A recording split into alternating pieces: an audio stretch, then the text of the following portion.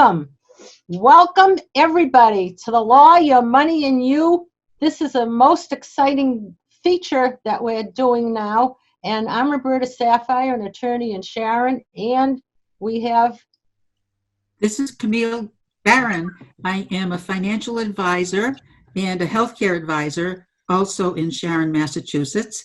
And, this is part of our continuing series of the pandemic that we're in and how it's affected many, many segments of our lives. Today, we're going to be talking about how it affects students. Yes, and students, mostly graduating students, whether they're graduating high school or graduating college. We have here with us, I'm just going to point out who we have with us, and each person, after I introduce you all, we're going to ask each one of you to tell us a little bit about yourself. So we have Danielle Klein, who's a senior in college. We have Makaila Cheung, who's a senior in high school. We have Veronica Wiseman and her daughter, Shirley. Shirley's a senior in high school, although the parents look like seniors in high school themselves. We have Sue Price and her son, Jack, also a senior in high school. Okay, I'm going to start. Let's start with Michaela. Makaila Cheung is a senior in high school. Tell us a little bit about yourself. And we have to say that Michaela has been part of the Law, Your Money, and You team for about 3 or 4 years, as was her brother. And once she talks, you'll see she's extraordinarily brilliant, nice, and tell them what you're doing now as a senior in high school and where you're going off to college and how this has affected you. So I am a senior at Sharon High School. I'm going to Northeastern for chemical engineering in the fall, assuming that everything is over at that point. And right now, obviously, since everyone is at home, I've been spending a lot of time with my family. There have been a lot of shows and movies that have been watched over the past month. Far too much TV for the good of anyone. But there's also been a tough time trying to figure out how to study for upcoming AP exams and what other extracurriculars I should be doing. And there's been a lot of book reading as well. So.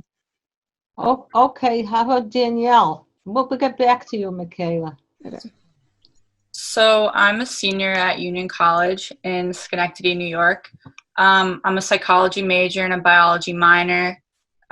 Next year, or starting this summer actually, I will be attending Tufts University to receive my doctorate in occupational therapy.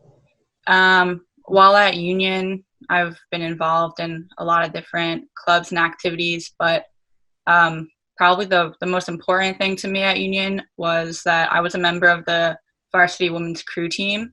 So in addition to having senior year cut short, we're also missing my last season as a collegiate athlete, which has definitely been tough as well. But that's also something I hope to continue to pursue after I graduate. Very interesting. Shirley, daughter of Veronica. Let's hear from the two of you. I'm also a senior at Sharon High School. I actually don't know where I'm going to school yet. It's been hard to make the decision without being able to visit anywhere. But yeah, I'm definitely really excited no matter what the outcome will be. I know that some of us might be going for spring and there's a lot of unknowns right now, but hopefully I'll be going in for public health. That's kind of where my interests have been because I do a lot of travel. Yeah, exactly. It's a hot topic right now. So yeah, that's kind of my plan. There's a lot of unknowns, but I'm definitely excited and just kind of trying to make the best of quarantine right now. But what do you One of the think things we've been trying to assist Shirley with is some of the colleges that she was accepted to, we had a chance to visit, and others we hadn't visited. And then suddenly all of the orientation was virtual orientation. And then some of the plans and programs are, of course, that were offered have been modified slightly depending on what people's concerns are related to COVID and other, maybe availability of programs international, for example. So some of the programs Shirley was interested in would have her doing some international travel in the fall. And of course, those things have been slightly modified. So as parents, we're trying to help her process how it is to make this decision with some of the information, having visited some of the schools, having been boots on the ground, so to speak, at some of those places, and in other places just having the opportunity to virtually tour, not even be able to go onto the campuses at all. So that's been a huge challenge. If now you're making this big choice, and in the next couple of weeks it's going to have to be made, and we're still trying to help her, make those pros and cons lists to figure out what to do. It's a little bit of a weird limbo to feel we're in. Mm-hmm. Okay, so now let's hear from last but not least, Sue and Jack. Yeah, so I'm Jack. I'm a senior at Sharon High School. I'm going to Northeastern for computer engineering. And an interesting situation I found myself in is I was accepted into the NUIN program, which is the Northeastern University International program. So the way that kind of works, or the way that it was supposed to work, was I choose between like Ireland, I believe it was Greece, and Australia. Those were the three options for me. Abroad. You mean to go to school there? To go to school there? Yeah, for the first semester of Northeastern. But now I got a question. I know you're very talented. You're the one, right? Or you all are. But does that have anything to do with where you're going or your schooling? Not especially. It's definitely an aspect of my choice. I definitely want to go somewhere that has a strong arts program, but since my interests are generally with computers and engineering and technology, that was a bigger aspect of it. So with the NUIN program, since the current situation has changed the way that we're looking at abroad situations, Northeastern had to cut some locations, had to move some stuff around.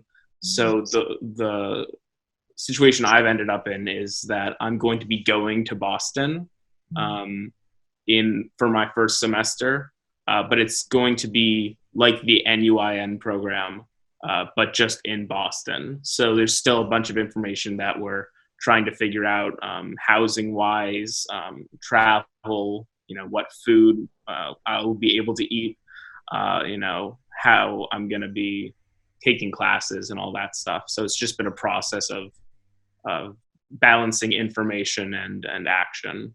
So they're creating, these communal living communities where they'll have faculty involved with them. So like they would if they were in the abroad program, but they'll also have access to different facilities, the gym, the library, etc., and Northeastern faculty, but they'll also still have be in an independent program. So I'm going to let Camille take over this round. Well, it's interesting as an aside here that out of this whole thing, one of the silver linings has been a lot of creativity in ways that we interact with each other. And what Jack and Sue just described is quite fascinating to sort of recreate the environment as though you were actually there and appreciating the benefits of learning about other places, but you're still going to be local. And I think we're going to see a lot more of that, even in education. We'll go back to Michaela first again, who you were captain of the tennis team and all that. How has that changed? How do you mix with your friends and how does your family get together and different things? Yeah, so I was supposed to be captain of the tennis team this year along with Lauren Glass, but obviously the season was canceled because of the pandemic. So I think it's hard to think that, especially not even just being captain, but along with everything that seniors or, the glory of being a senior has kind of all disappeared within the last month, because we've come to the realization that we're probably not going to have graduation and senior week, and we don't get to plan out our senior prank and everything. And to think back on that and say this was the year that we were supposed to have so much fun, but not Oh, be able to do it. I have to say something. Yesterday afternoon, around our house came about 50 cars escorted by Yeah. police cars and other cars with horns blasting and flags and everything. I guess, what do they do that when a senior graduates? No, they were doing it for the teachers went around yesterday in their cars. They went all around Sharon. There was like a whole route, and they were just like honking because apparently they said they missed their students and they wanted to do something Oh, for them. nice. High school and middle school teachers.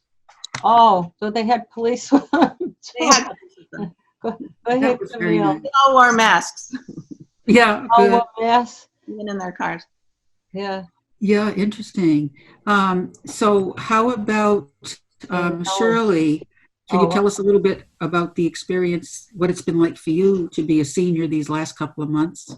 Yeah, I mean, well, it's been pretty quiet. I would say that the biggest thing that hit me was that I was kind of taking school for granted. I definitely had really bad senioritis, and I was looking for any excuse to get out of school.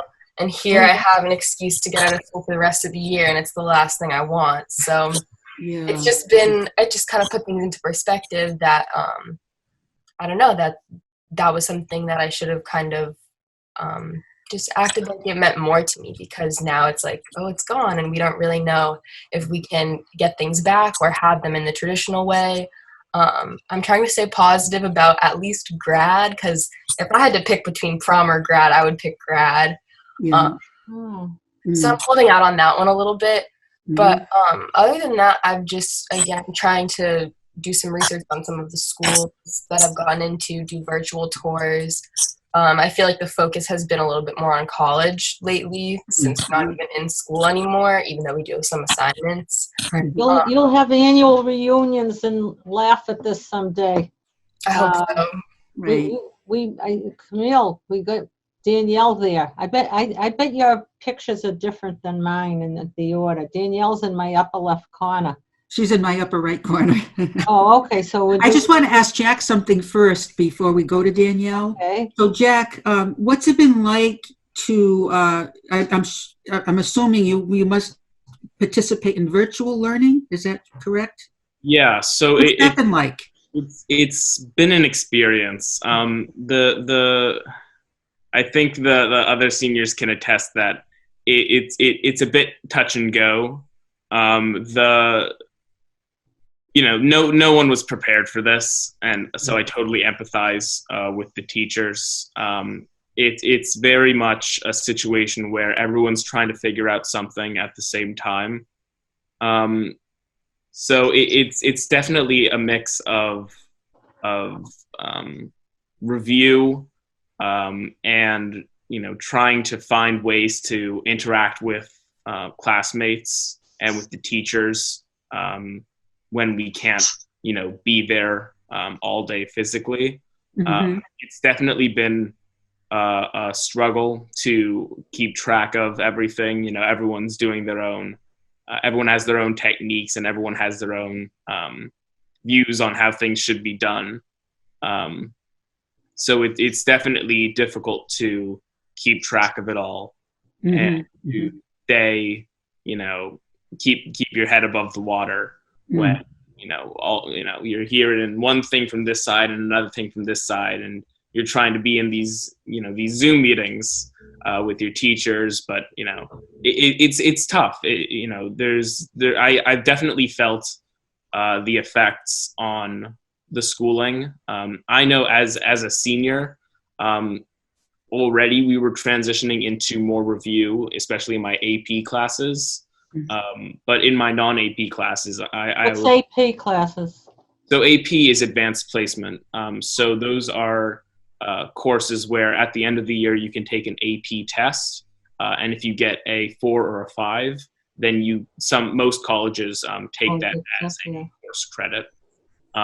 So they're basically more advanced classes that you can take in high school.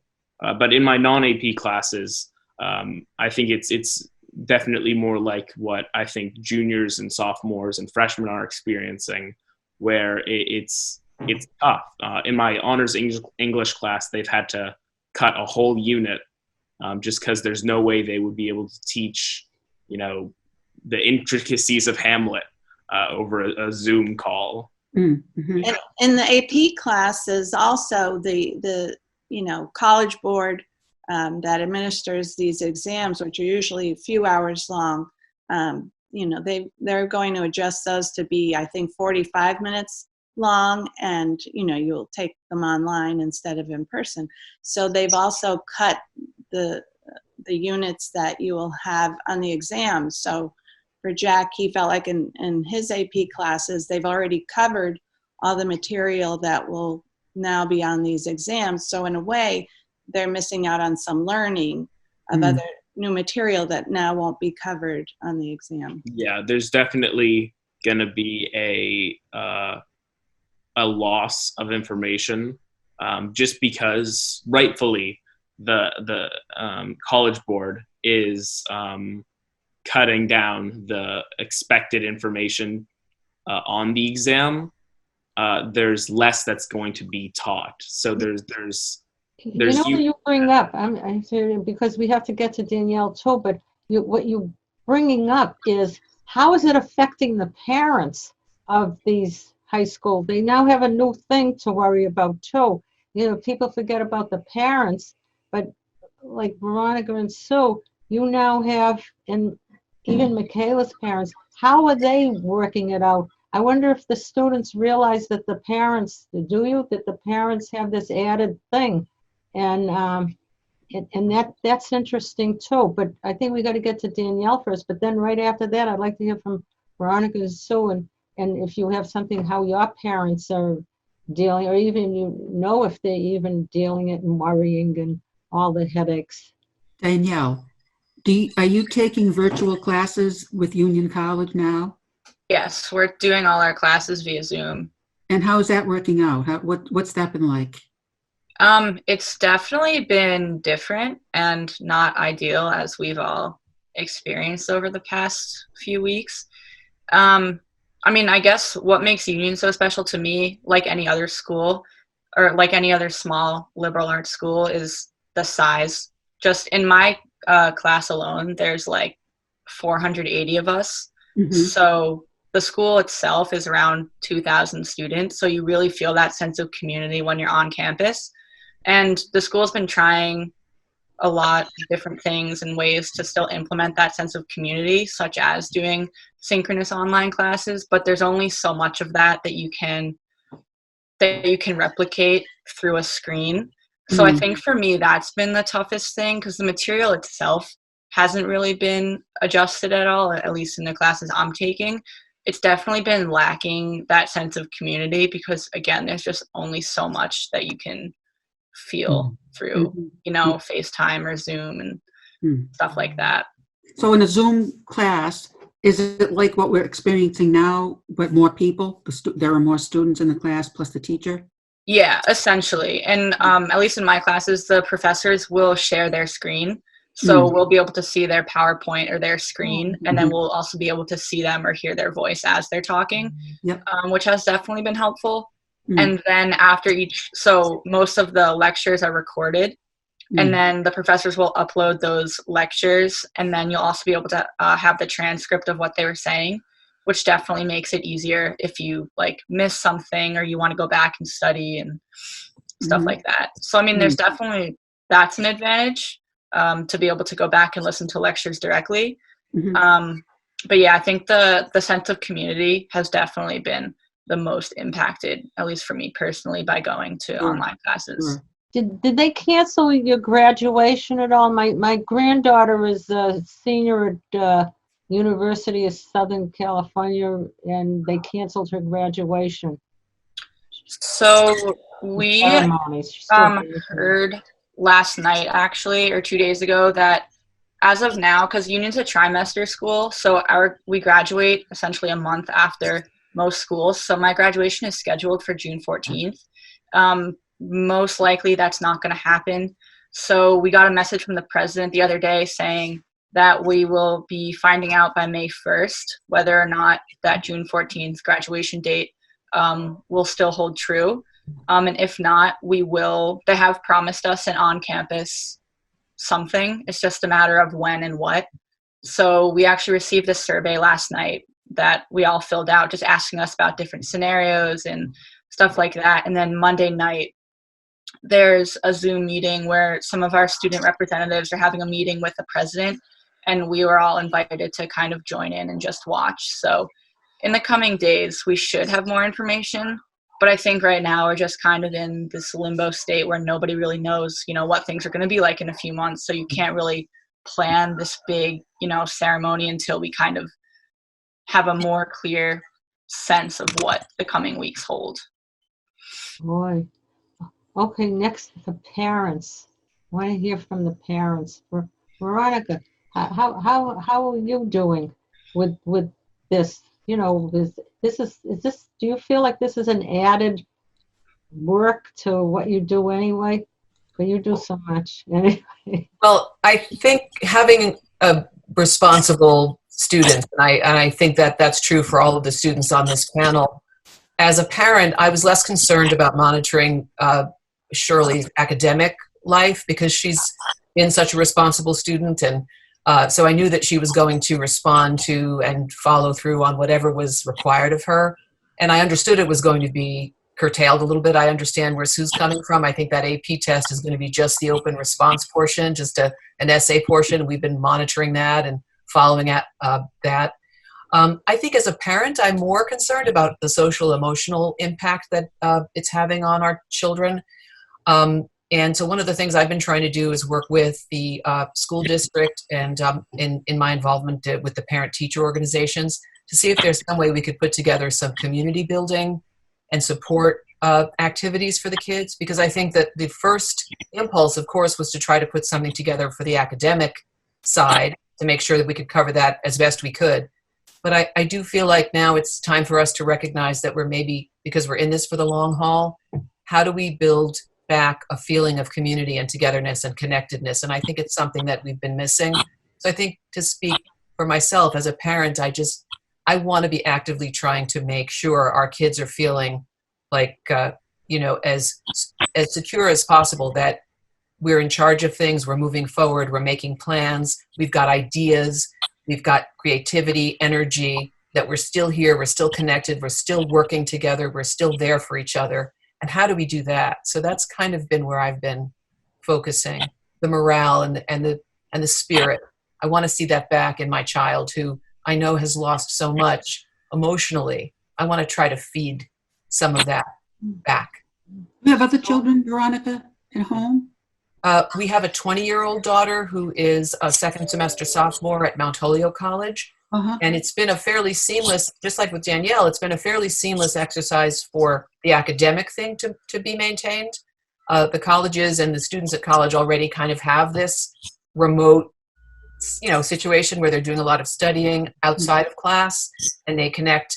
Mount Holyoke is also a small community like Union colleges, so it does a good job of keeping their kids on track academically.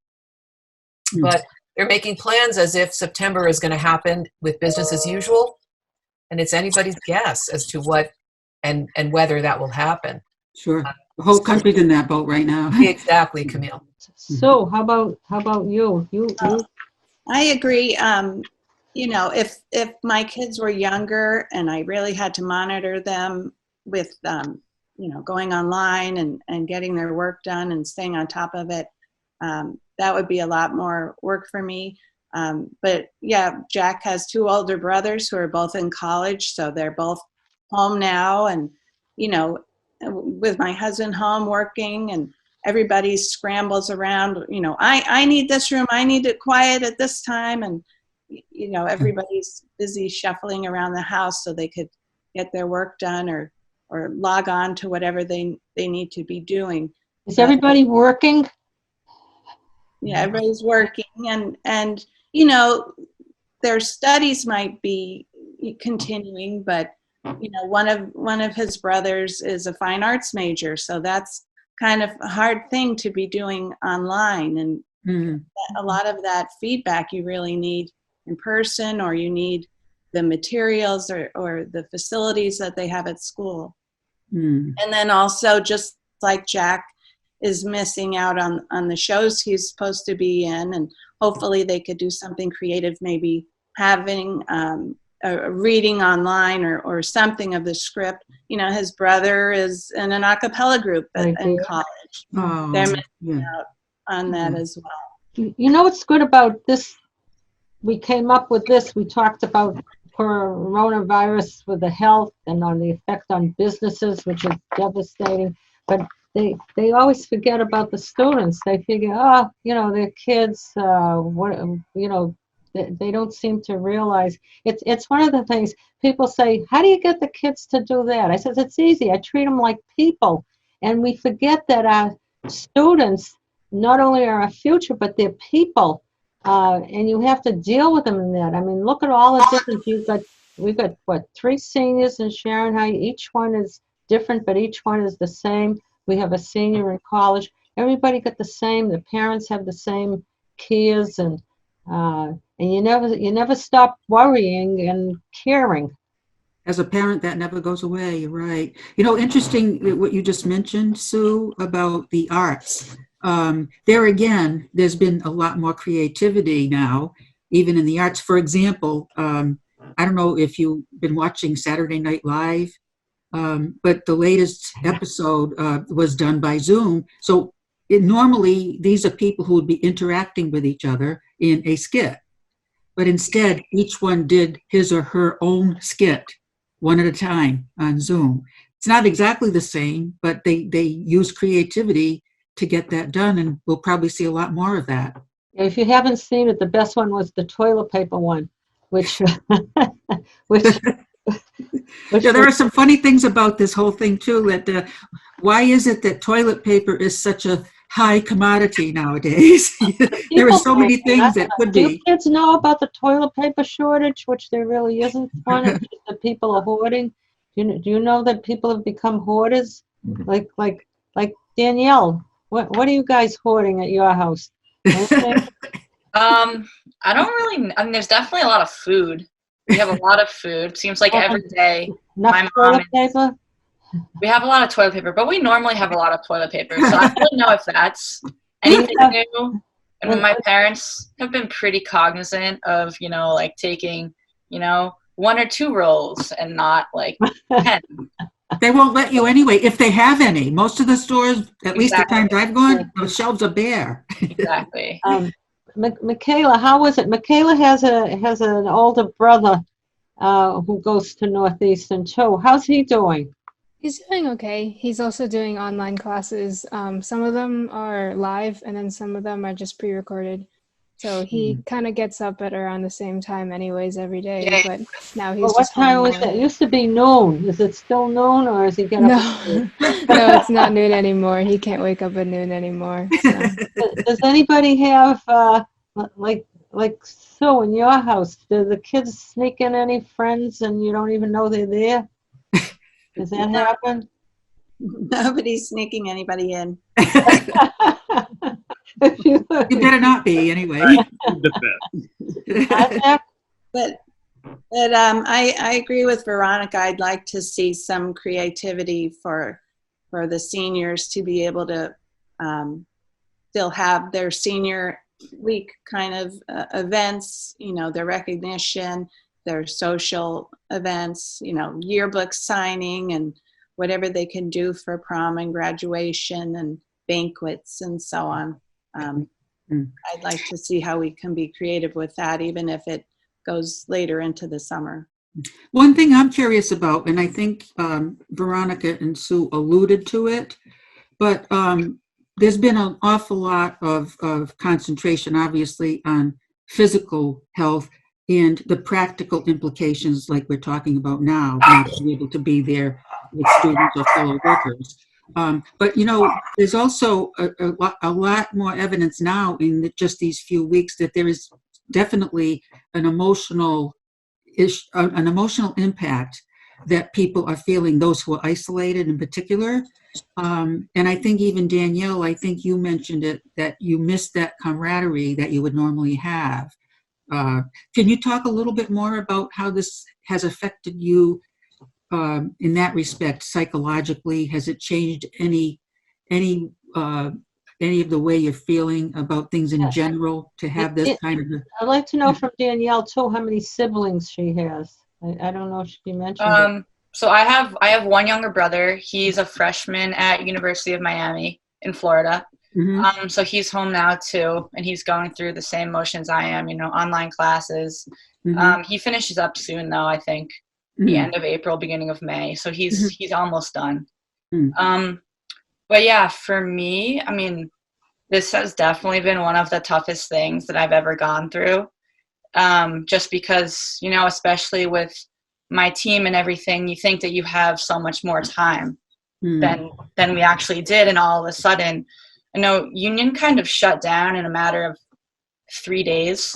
We got an email one day saying, we're looking to finish off this term, but then we're going to be online for at least 2 weeks in the next term.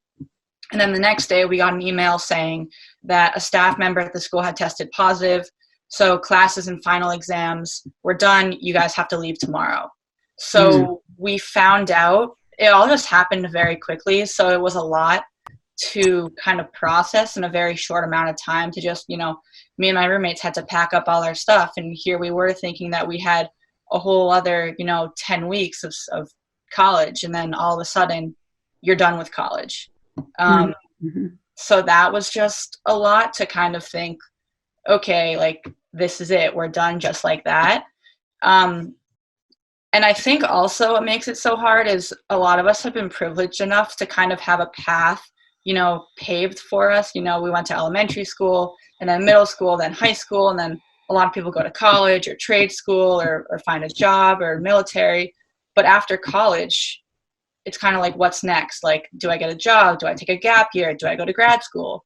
So a lot of people now are just scrambling to try to figure out what's next. And so I think there's just, in addition to what's already, a stressful situation caused by a pandemic, there's also a lot of stress about what comes next and how the future is just so unknown, and people are just kind of lost. Luckily, I know what I'm doing next year, but I mean, the psychological side of this has also been very tough, and just kind of, yeah, like I said, you think you have more time, and a lot of times we'd be like, oh, do we want to do this tonight? Oh, no, we'll just do it. We'll just do it next week. Yeah. And then all of a sudden you don't have that time, which Yeah. is just, I think, kind of the hardest part is that we'll never be able to get it back. But I just want to say two of my nephews at their colleges, they were on spring break when their schools decided, that they shouldn't come back, and they still haven't cleaned out their dorm rooms. Oh, boy. They're still waiting to hear when they can go back and get the rest of their belongings. Some schools, parents rushed to go pack up, so here you had people traveling all over the place during the, pandemic, traveling to other places. Who knows who was infectious, packing up their kids. But some of the colleges didn't let the kids come back and get the rest of it. Yeah. That happened to my brother too. Like, his stuff is all still in Florida. He came home with, one bag of clothes and a backpack with his school stuff, but everything else is still there. I mean, lucky for us, we, as I said, Union's on a trimester, so we were halfway through our 10th week of classes, and then the following week would be finals. So we, like, the 10th week ended basically a few days early, and then we had finals online, and then we had spring break. So I guess our timing was a little better because we had, time to pack up all our stuff, and we didn't have to worry about the hassle of coming back to school. That's another situation where they didn't let the kids take the stuff out, and they're talking about these colleges shouldn't charge the students for board and room because they've canceled it all. So therefore, part of their tuition.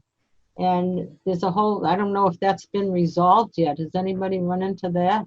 Some of the colleges are reimbursing, a portion because of that.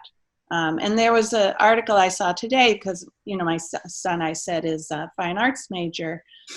Some of the students at different colleges are protesting. They want some of the tuition back because they're not being taught, they're not using those facilities if they're at home. So they wanted, partial reimbursement even of tuition. It's one thing if you could get your lecture online, but if you're not able to use, you bought all those materials and you're not able to do anything with them. So that was and they're giving. Oh, I think we're going to have to go, but they're giving the grades too. They're just giving you a grade. Right. Some schools have said everything's going to be pass-fail. Some schools let you opt in and choose to have grades, and it's controversial, especially for we're going to have to put this over to another time. Really, you've all been wonderful. Camille has to close. Camille is a wrapper-up, but a lot of times on our shows, people come back 6 months later, a year later, and we see the difference in what they've done and what's happened.